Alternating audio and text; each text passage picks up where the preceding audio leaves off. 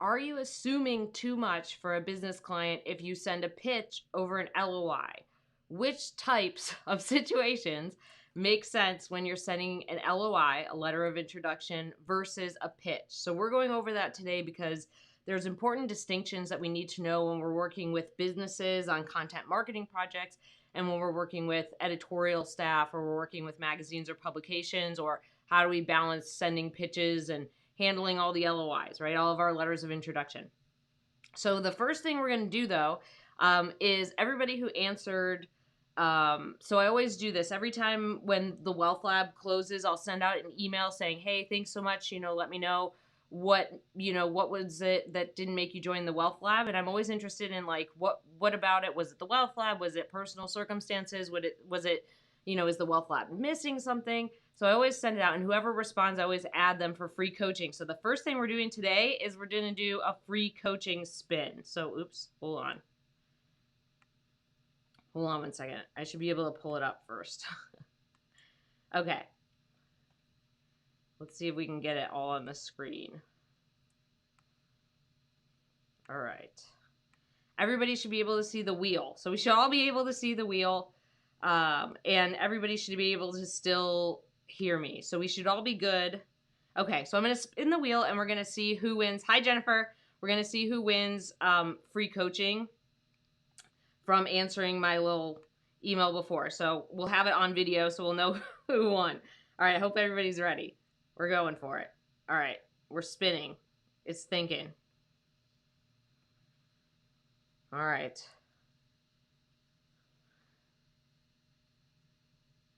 So Jackie McDougall, you have won coaching. I will send you an email about it, but you have won coaching. It's officially official. So I will make sure to send you an email about that.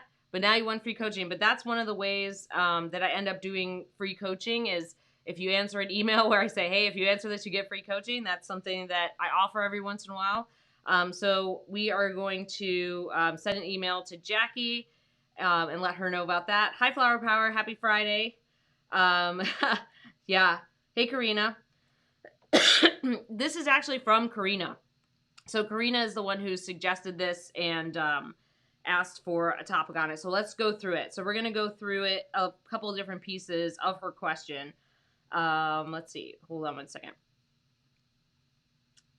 And we also have Karina's question too that we're going to get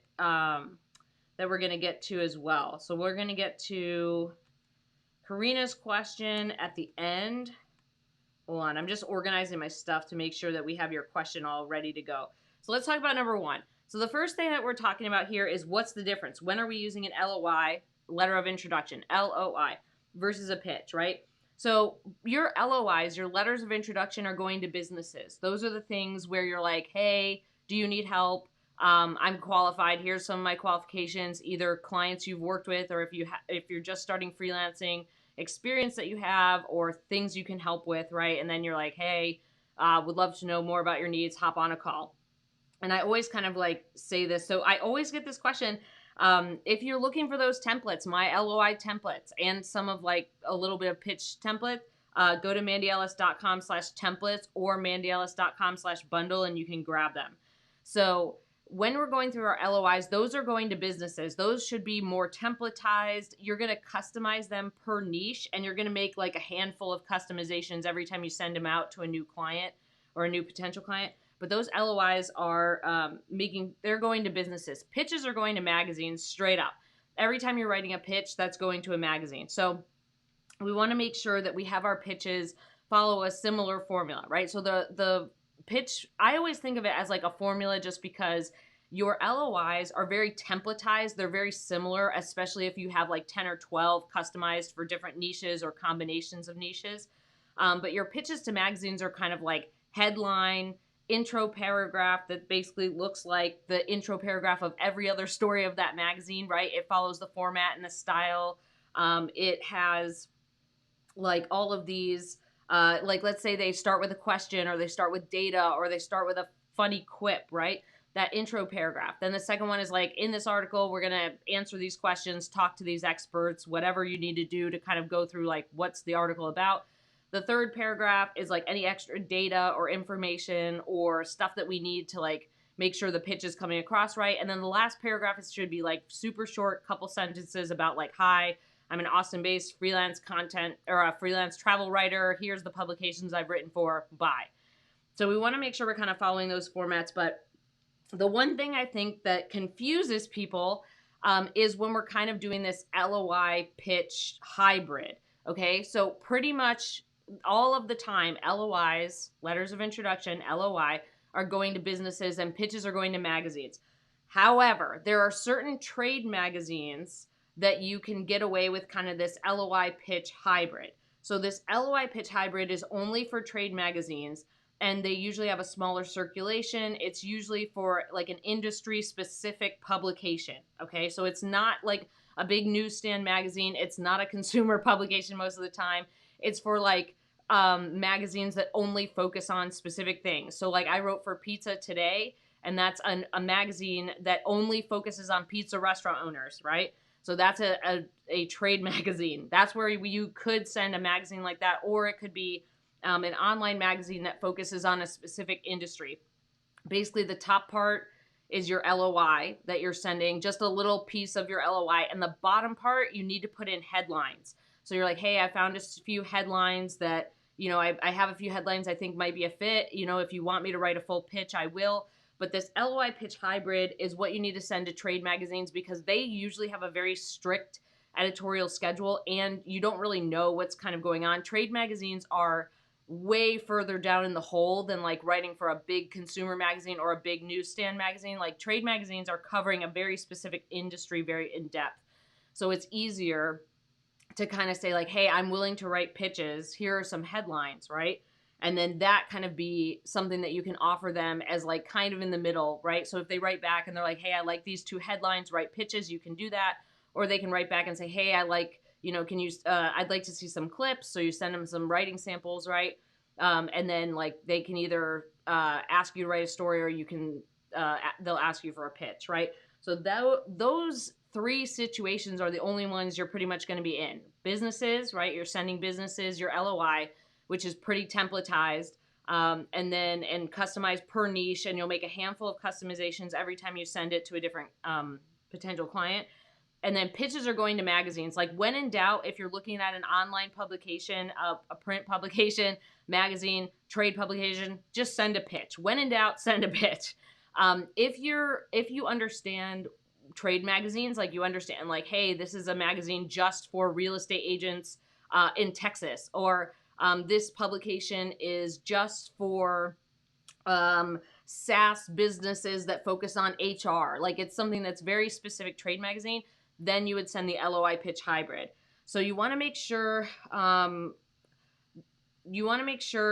that you're understanding those three different buckets. Jennifer says, how many trade magazines are there? I don't know. Jennifer, how would I know that? I don't know. Thousands. Like there's so many. Like there's basically, you could use WebWire. So WebWire is a place, and there's links in the Wealth Lab, and there's links in the community, Jennifer. So there's links in Breakthrough, and there's links in the Wealth Lab where if you go back to like Module 3, maybe it's not Module 2. If you go back to Module 3, there's all these links to where you can find trade magazines. But yeah, I don't know how many there are. There's like thousands of them. But you can just Google them, really. You can Google like real estate industry publication, or you can Google like whatever your niche is, right? Health publication, or you can Google meditation magazine, right? Like you can Google and find tons of them. And there's lots of them that aren't print, right? There are a lot of them that are online magazines.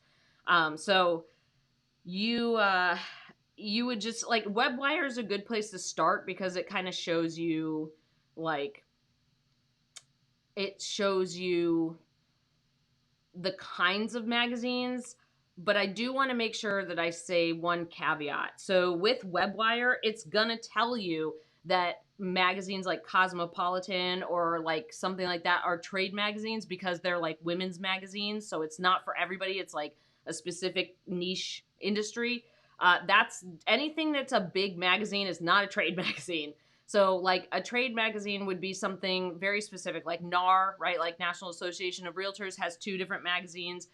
Each different a lot of the local like state offices, Texas, Massachusetts, California, Colorado, whatever, they all have their own kind of magazine.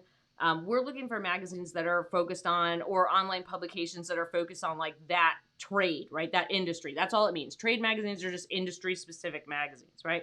There's thousands of them. But the other caveat too is that, yeah, there's thousands of opportunities, but leads me to the other caveat I'm going to mention is trade magazines. Like, it's not super common that you get paid a ton of money.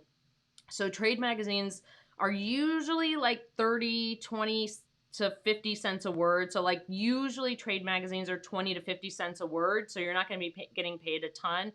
But there are some magazines that pay higher, like 80 cents to $1, but they're not as common. So most of the time you're kind of swinging around 50 cents a word for trade magazines. So yes, there's more opportunities, but the pay is much lower.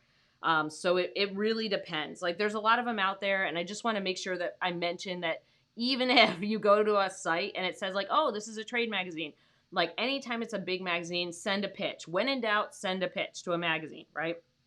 So that's the first part. Hi, Nina. Hi, Albert.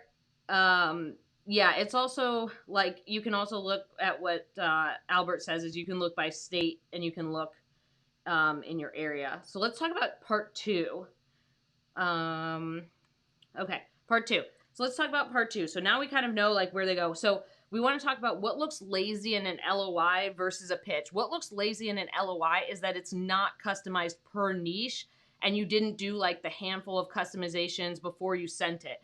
So it's literally like too copy and paste. It's too templatized.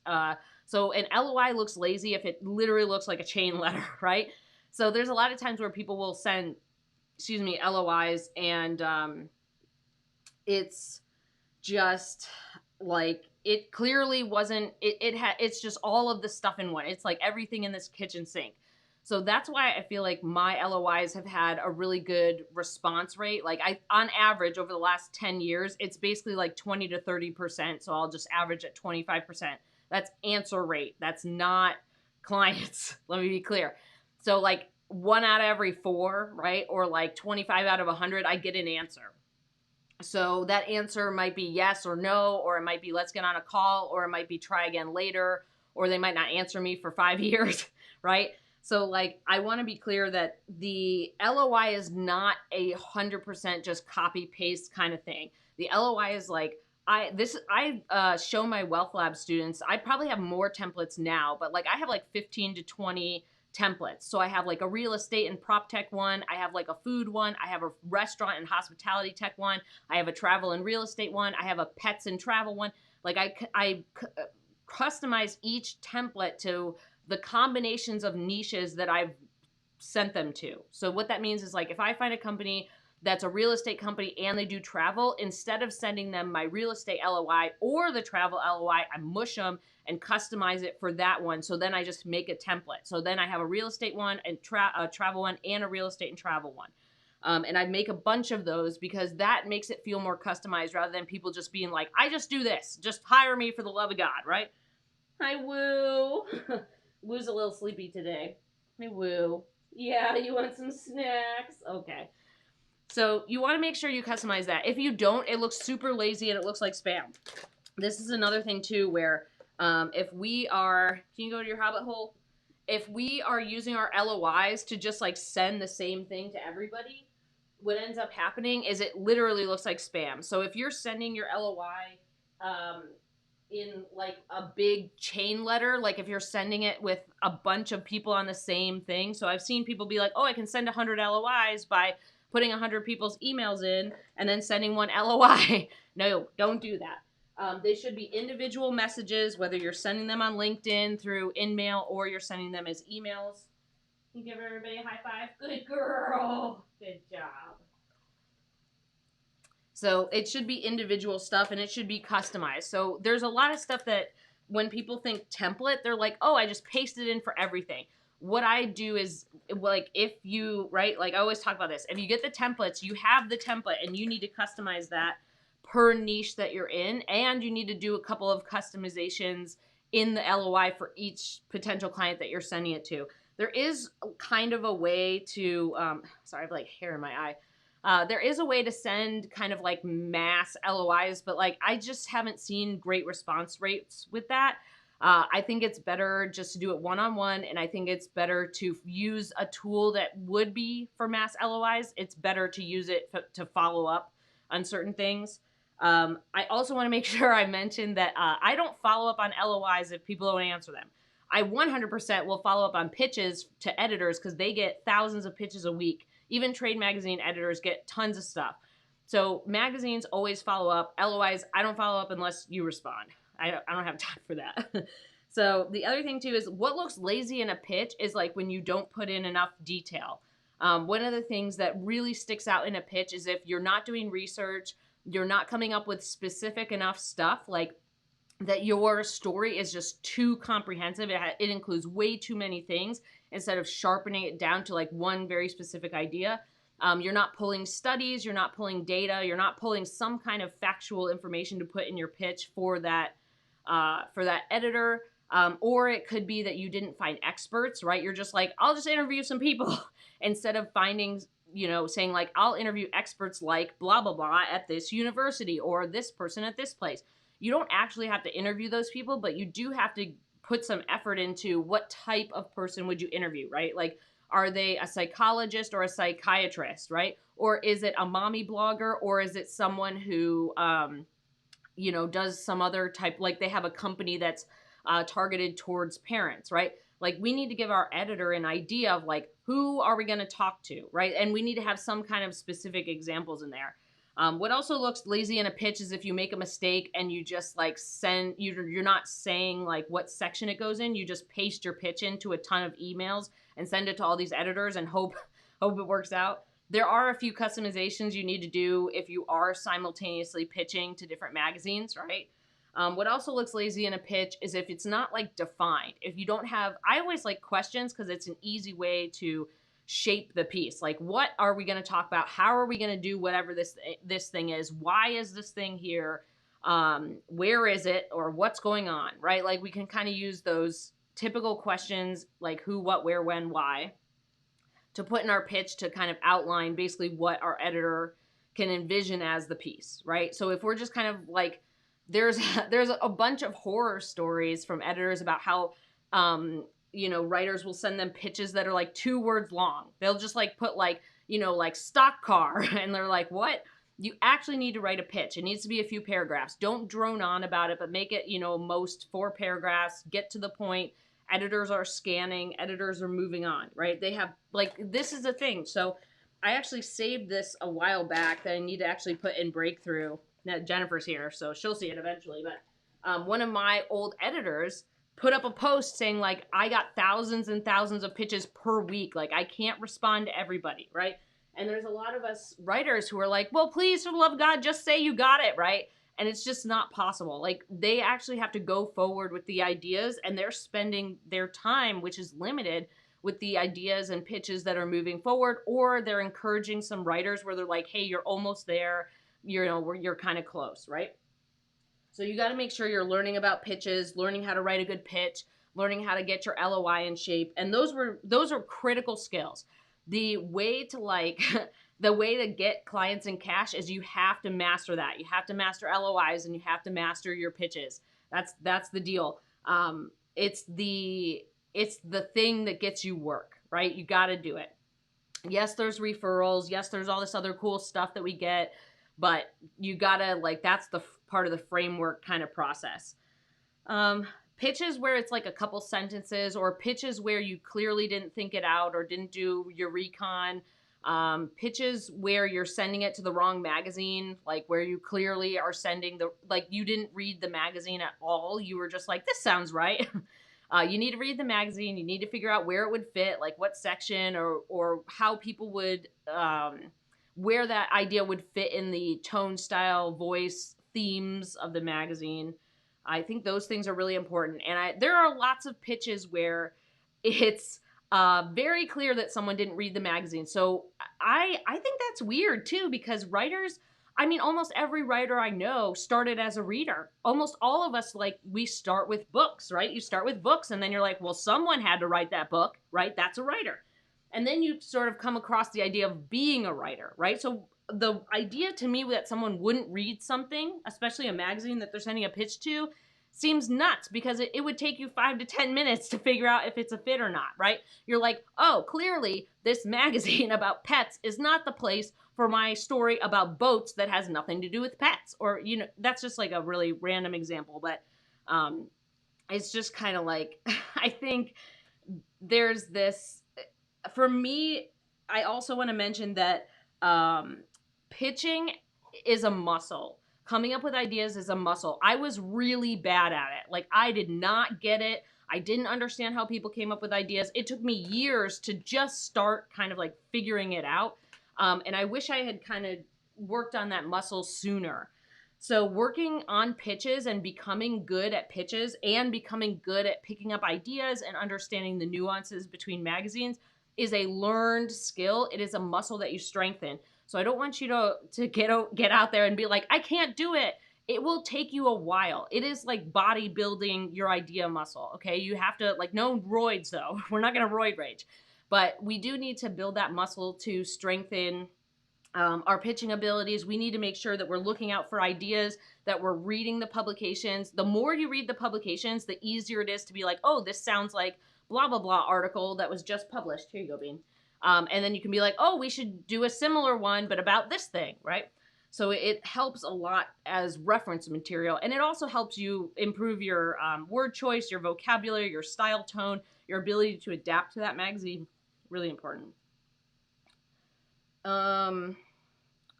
Albert says, I wrote for trades near the end of my career. The pay certainly wasn't as high as other books I wrote for previously, but it was decent. I recommend trade work to new and veteran writers. I like writing for certain trade magazines. Like, for me, that's my icing, right? This is something I often go over with cake and icing with students, with Runway and Wealth Lab students.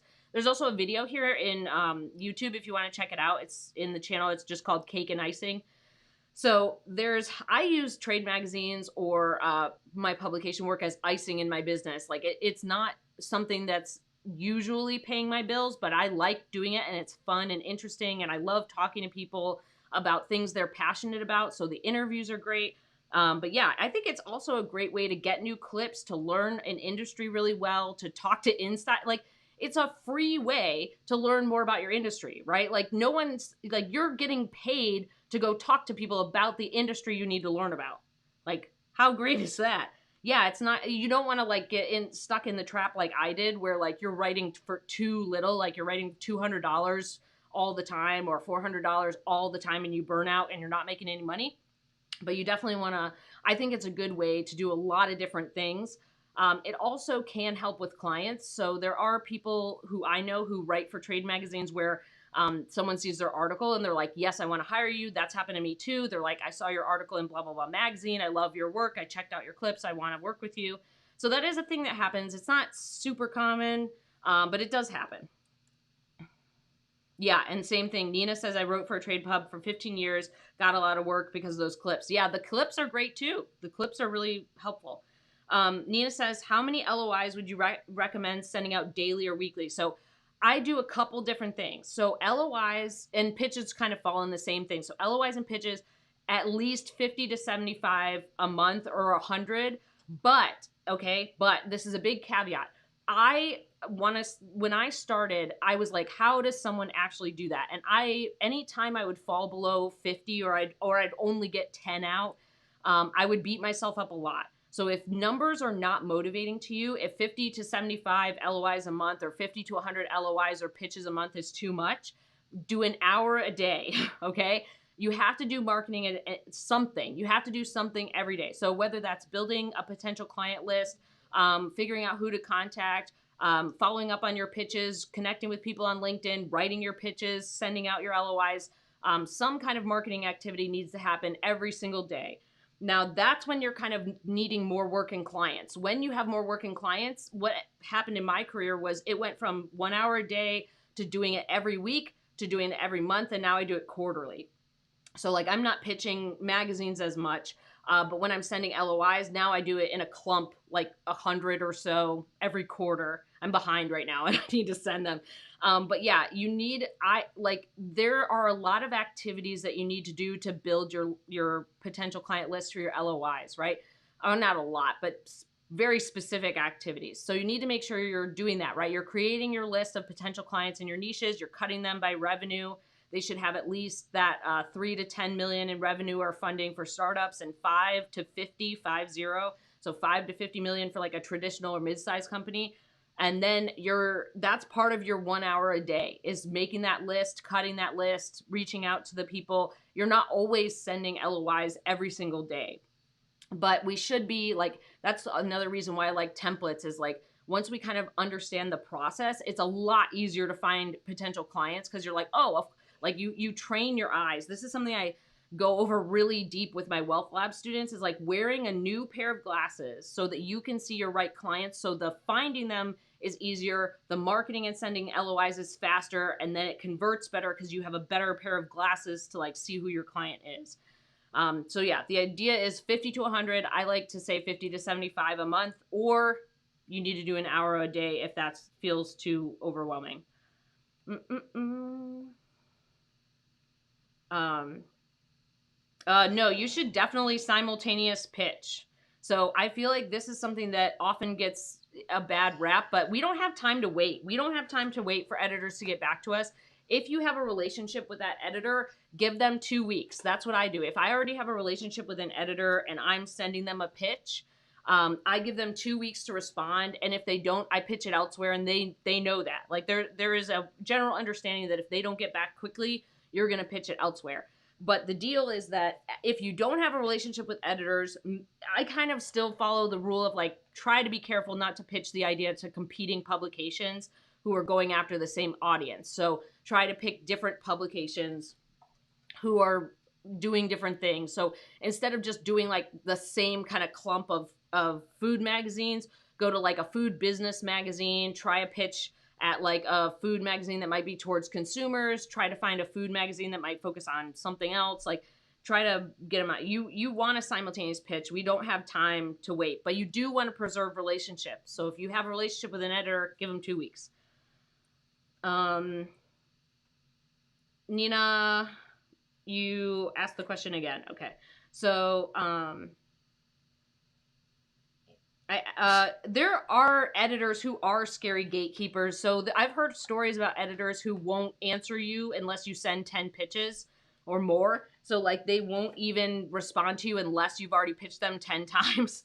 So like it doesn't matter how good your pitches are, like they will wait. So but I feel like a lot of times it's the persistence. So if you are really working on writing good pitches, you're looking for good ideas, you are understanding building your idea muscle, that a lot of times really helps with connecting with the right editors. And I mean, there might have been like maybe one situation where I had an editor that it was just not a good fit. Like it wasn't right. But yeah, like editors aren't out to bite you. Like they're not, they want ideas. They can't just generate all these ideas forever. They're really in the publication. So they need fresh pairs of eyes. They want your ideas 100%. They want good ideas though. So that's important. Bara says, sorry, my chat is like a little slow. So like now I'm seeing everybody's messages. So Bara says, why do they call it cold pitches? Are there hot or warm pitches? Yeah, so cold pitch just means you don't have a relationship with someone, right? So pretty much every LOI you send is a cold email, cold pitch. It's just that you don't know them and you're reaching out basically out of the blue being like, hey, what's up? Do you need help? A warm pitch would be somewhere or that you have a relationship with that editor, right? Like you've worked with that editor on 1, 2, 3, 20 stories, whatever it is. And you're like, hey, I'm thinking of this idea. What do you think? And you're sending the pitch as something where you already have a relationship with someone. Like you would rarely send in, like the situation you would send a warm LOI would be that you have a relationship. So like, I always like to use my friend Amy. So my friend Amy, let's say Amy knows a content marketing manager and I'm like, hey, do you know Bara the content manager. And she's like, oh yeah, let me introduce you. So she introduces me to Bara the content manager, and I send some version of my LOI because I'm getting a warm introduction. But pretty much all the LOIs that you send will be cold. Some of them will be warm because you'll have a mutual connection. Wow, you're sass being today. Go back to your hole. And then your cold pitches that you're sending to editors are just that you don't have a relationship with that editor. And like warm pitches are just like you already have written for them. You already have a relationship with them. Okie dokie. Yeah, like that's the idea is for me, if I got 49 LOIs or 49 pitches out, I would beat myself up because I was like, well, it's not 50. And then if I got like 68 out, I would be like, well, it's not 75. So that for me, beating myself up made me not want to do marketing, and it made me not move my business forward. It was really not helpful. So like the, Ed Gandia talks about effort goals. I think this is a good effort goal, right? So an effort goal is like the hour. Spend the time, do the tasks. If you can do that, you're chipping away. And if we can chip away, then it gets faster over time and it's less overwhelming. And that kind of helps you get in the habit of doing it, and it helps kind of wear that new pair of glasses so that you're, talking to the right clients, you're looking for the right people. Okay, let's talk about part 3, because we didn't actually, I thought we were further. So we need to talk about part 3. Hold on. Where did it go? Okay, let's talk about 3. So 3 here is when we're handling calls for pitches. Do not send LOIs to calls for pitches, okay? I want to make sure I make that clear. Right, Charlotte? What do you say? Do not send LOIs to calls for pitches, right? Can you catch this? Let's see what's up. Let's see how it's going to work. Can you catch it? Oh, so close. So close. Calls for pitches are from editors. They want you to send a real pitch. They want you to send the pitch, okay? Write the pitch, right? A lot of times I get questions about like, well, should I be just like doing a full pitch? Yes. Anytime someone is asking for calls for pitches, that's just like another kind of like there's a lot that are going to be coming in. So you need to make sure you do a good job on yours. Calls for pitches, right? Sometimes the topics are ultra specific, so there's not a ton of pitches, but most of the time when you get calls for pitches, it's going to be, sorry, like my hood is messed up, so I keep like knocking my thing back. So yeah, calls for pitches are like, you need to write the pitch. You need to write that pitch to the magazine. You need to make sure that it's detailed, it fits the whatever they're asking for, and it makes sense to it. Like it's not just like a lazy attempt, right? So whenever you're handling calls for pitches, that's like pitching for magazines. Like I don't think there's ever going to be a business that says like calls for pitches, and if they do, you wouldn't want to do that. The business that wouldn't make sense. So you want to make sure that you're really going whole hog on getting that pitch together and sending it as soon as you can. Yeah, this is a thing too. So there's also calls for pitches on social media. So there'll be editors on Twitter. Mostly, it's sometimes on Instagram, but mostly on Twitter, where they'll be like, hey, DM me some pitches, or like leave a comment. And like, if I'm interested in your pitch, I'll tell you to email me the full pitch. But yeah, like you still have to do the work. It's not that there's more work. There's still pretty much like, I still have tons of students who are hunting down editor email addresses. Like that's still a lot of work to go find their email. And them sending you a pitch like on social media, you don't have the space. Usually you don't have the word count in a DM on Twitter or Instagram to send the full pitch. So you have to send like a little bit of it, and then they give you their email and you're like, okay, cool. But yeah, like you're still doing a lot of work. You're still finding their email. You're still doing a lot of things. And most of the time, like the editors at bigger magazines aren't going to do this. Every once in a while they will, but it's not a super common thing. Okay. So calls for pitches are literal pitches. We want to send pitches, the good pitches. Don't do it lazily. And you want to make sure that you're not sending an LOI pitch hybrid. Like you need to send the pitch. Let's talk about 4 real quick. So 4, let's talk about 4. So one of the things that I think was interesting was the question of, do clients think you're assuming you know better than them if you send a pitch versus an LOI?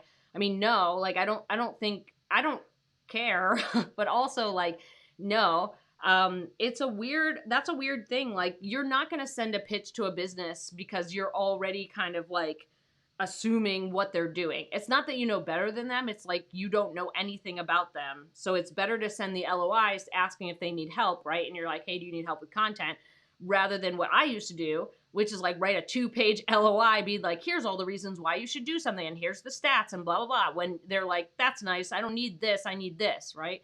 So we don't want to make the assumptions, but there isn't like this thing where you know better than them. And your pitches would go to a magazine, right? So they're asking for it. Like, editors always need more ideas. Editors always need good ideas, and they need more people to write for them. And there's always kind of like this cycle that happens, right? So like, go back to your hobbit hole. Thank you. So like the cycle that happens, I have it in my hand, Bean. The cycle that happens is like, there's people who change, right? There's people who change their business. There's people who end up doing different things. So like, for example, I was doing like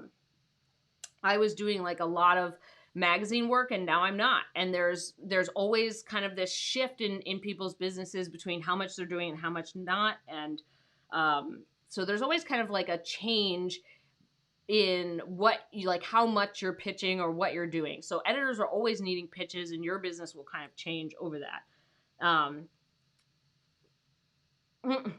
Albert says he prefers hoarding ideas. Yeah, I do that sometimes too. Like, I have I use Notion, and I just like collect tons of stuff all the time. But editors always want you to send good ideas. They always want you to be pitching.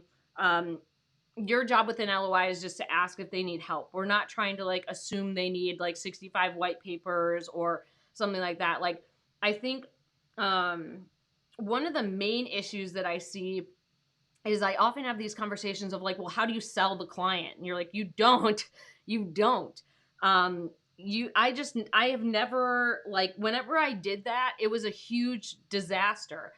And I think that there's like this push of like, hey, you have to convince them, like, you got to sell them on the idea of content and blah. No, you don't. Basically, all you do is you send your LOI, do you need help? You get on a call and you listen to them, then you respond to them, right? You get on a call with this client because we've already gone through the pre-filtering process of sending our LOI. And then we're like, hey, tell us about what's going on, right? Tell us about all of your troubles and what do you need help with, and you listen to them. Then you respond. You don't just like react and be like, you shouldn't be on a client call where it's like a job interview where they're treating you like an employee and they're like, well, how are you going to da-da-da? And you're like, I don't know. Like, it should be a natural conversation about the project. How are we going to do this project, right? It shouldn't be this thing where they're trying to grill you for like 40% better, blah, blah, blah. The only time where you would really get on a call like that would be if you're already doing something that's results driven. So you would already have written, 15 sales pages and they converted at a 20% rate. And that would be something obvious that you would share, right?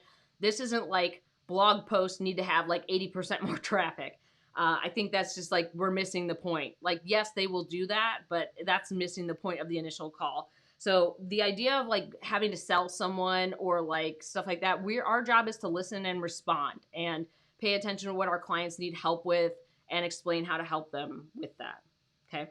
What do you think? You look like a sad little salmon over there. You look like a collapsed Eeyore. Are you a sad collapsed Eeyore? Here you go. Good girl. If you feel like this topic has been helpful so far, give it a thumbs up. If you want to learn more about building a high-earning freelance writing business without overwhelm or burnout, subscribe. Good job, Charles. So we want to make sure that we're kind of putting all these things together. Like, we want to make sure that we're not making assumptions and we understand the difference between our LOIs and our pitches, right? So we want to use those, we want to use our LOIs for businesses, our pitches for magazines, and then if there's trade magazines, right? There's trade magazines that you want to reach out to that are industry specific, then you can kind of do that LOI pitch hybrid where it's like the beginning part is your LOI, like half your LOI, and the bottom is a bunch of headlines, 3 to 4 headlines you think would be a fit. And you can tell them in there, hey, if any of these headlines are interesting, I'm happy to write a full pitch for them. Nina says, this is a LinkedIn question. Would you recommend adding an elevator pitch to your header? Like, if you write a specific type of content, how it helps companies. I don't. Like, one of the things, so like if you look at I finally updated it, but if you look at my header, like my image on LinkedIn, that's what you should be going for. It should be scannable. We don't want to write a novel in there. We don't want to make it nuts. You can go check my students too. So like if you like there's a bunch of them in there. Well, I guess you guys don't know all my students, but you can check mine. And basically you want to make it scannable. Like we don't want to write an elevator pitch. We don't want to, it's an image. So it should be scannable and easy to get through. And it should be reference material where they're like, oh, freelance content strategist and content marketer in these niches. Here's my website. Here's my email to reach out to me, right? Like it should not be, your copy should be in your LinkedIn about section and your experience section. Okay, let's get to Karina's other question. So we have one question from Karina that she submitted. So she said, do you recommend for your if your freelance writing business isn't profitable, that you invest in a website or blog, Squarespace, like I have Squarespace on mine, or use platforms like Medium, which pays for views on your writing? So I think it's better to start with LinkedIn. I think if you are really worried about it and you don't want to create the copy for your website, it's better to start with LinkedIn and have at least your LinkedIn profile set up. And then you can start paying, like Squarespace is like $200, $250 a year. So it's not pricey. But there's also like Wix or Weebly or other website places that are cheaper. I like Squarespace because it looks more pro and they have a ton of templates. So it's not expensive, but I think it's worth it to do LinkedIn and then do your website. I don't recommend Medium. I don't tell people to do that because they don't pay for your writing. Like it's peanuts. They're not giving you tons of money. Medium is just the new version of Hub Pages. There used to be a thing called Hub Pages. It probably still exists. You can probably go find my old Hub Pages that still exists. But it was the same thing. They're like, oh, I'm making, $250,000 billion a year doing, just with views and clicks. And it's like, that's one person out of a million that's doing that. So you need to make sure, like, I don't recommend Medium because it's like the Wild West. And you're not going to, the likelihood that you would make money is really small. If you want to go on Medium and you want to go for it, go for it. I would never discourage you. Like, if you're like, hey, I really am interested in this and I'm passionate about it, I would never discourage you from doing that if you think it's the right move for you. But I also want to be clear about, like, it's not that you get on Medium and you make a bunch of money and it's like, oh, Medium is better than Squarespace, because here's the deal. All that traffic is going to Medium. It's not going to you. So Medium as a website is now getting more traffic, SEO, blah, blah, blah, and getting better rather than your website starting to gain traffic and starting to get ranked and all that stuff. So the website is something that comes up in search that's easily findable. So the earlier you get on a website, the more you update your copy, the more you add clips, then your website grows in traffic and people being able to find it and all that stuff. But Medium is just growing as you feed it more stuff, right? That's not the same thing. Like no one Googles something and like an article from Medium comes up every single time. It might come up sometimes, but we want to funnel traffic to our own website. We want our website to be the thing where someone types in, freelance writer Austin, your website comes up super fast. That's way worth your time and money to invest in and work on than using a platform that likely won't pay you and that is not giving you the traffic to actually build your business, right? And not really helping you with like getting more people in, right? So I always feel like that's part of the process. Part of the process is getting the website. Part of the process is if you really don't have the money, which is totally fine, start with LinkedIn, get something there. But I am not a big fan of Medium or like when people use like other websites for their portfolio, like you're not getting that traffic to your website. The whole thing where that's something that I always talk about is like people always look at my website. My website used to come up on the first page as like the first result or something on like 4 or 5 different terms. And people were like, you must be good at SEO. And I'm like, no, I update my website. Like I put in new clips, right? My website is written well and I put in new clips, right? I'm constantly telling Google that there's new stuff on my website, right? So that's what we want to do is make sure we're feeding our website and that it comes up because that's what your clients are doing. Your clients aren't going to Medium. Your clients aren't like, who's the new writer on Medium? They're like, who is a professional person with a website or a LinkedIn where I can find them and read about them and see their clips? They're looking for like, they're a business or publication who's Googling around or they're going on LinkedIn. They're not looking around on Medium. Like, we are not trying to be like the diamond in the rough that no one can find. We're trying to be like the diamond in the rough that's like clearly visible, that someone needs to, that like we're working on making it shinier so people can find us, right? Some version of that. What do you think? You're already a shiny diamond. You're already a cutie bean. Did you know that? You're already a cutie bean. Give everybody a high five. Yeah. Good girl. You're so sweet. So funny. So I hope this was helpful. I hope this cleared up what an LOI is for and what a pitch is for, how we're using that in our business, how we're kind of handling calls for pitches. What are the other notes I have? Oh, and like what we're doing with assumptions and how we're moving forward. So I want to make sure that it's clear like what we're using what for and how it works. And like I said, if you want to check out my templates that I use in my 6-figure business, if you go to mandyellis.com/templates or you go to mandyellis.com/bundle, it'll pull them up and you can check them out. So I have like my LOI in there. I have my LOI pitch hybrid. I have contract templates. I have marketing and LinkedIn stuff in there. So it's all the good, beefy, juicy stuff that I use in my own business still to this day for marketing.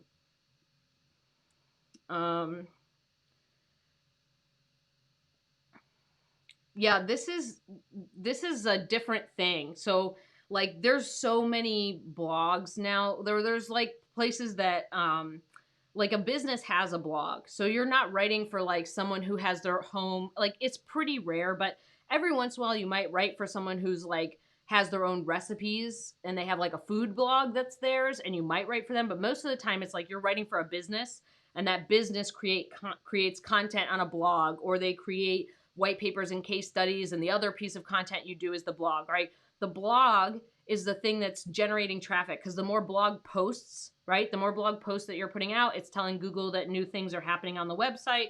Blogs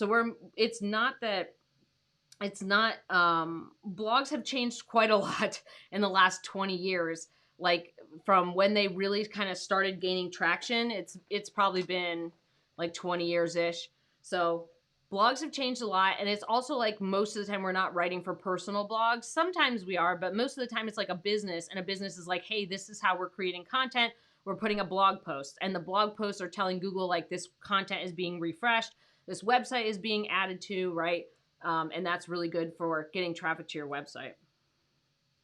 But it's not like you would, like, the content you would be writing would be more business content, not like you, the content that, let me back up. The content that I often write for businesses would be published in a magazine, or it would be published in a newspaper. It's similar. It's like reported. It has research in it. Like, it's the same kind of stuff. So blog posts have also come a long way from where they were like everybody's personal journal to now they're like reported articles. They're like content that you get paid really well for, where I write pretty much like it's the same thing. Like the articles that I write for magazines, I've been asked to do that for people's like their business blog. So yeah, it just depends. Like, it depends on the business and depends on the focus as well. Okay, so I'm glad this was helpful. Charlie, do you think it was helpful? You want to give everybody one last high five? You're not interested? One more? Yeah, good girl. Charlie's here to be cute. Charlie, we need to like get your sheets in the wash. Usually I trade them out, but they need to, you've been like crawling all over them. What do you think? You're like, I don't know. I'm just here to be cute. So I'm glad this was helpful. We're here every single Friday at noon Central Time. If you ever have a question or topic, like we did Karina's topic and question today, you can put them in at mandyellis.com/question, and I pop them up and answer them. So if there's ever a topic or question you want me to go over, feel free to pop it in there. I hope everybody has a good weekend and a good Friday, and I'll see you next week. Bye.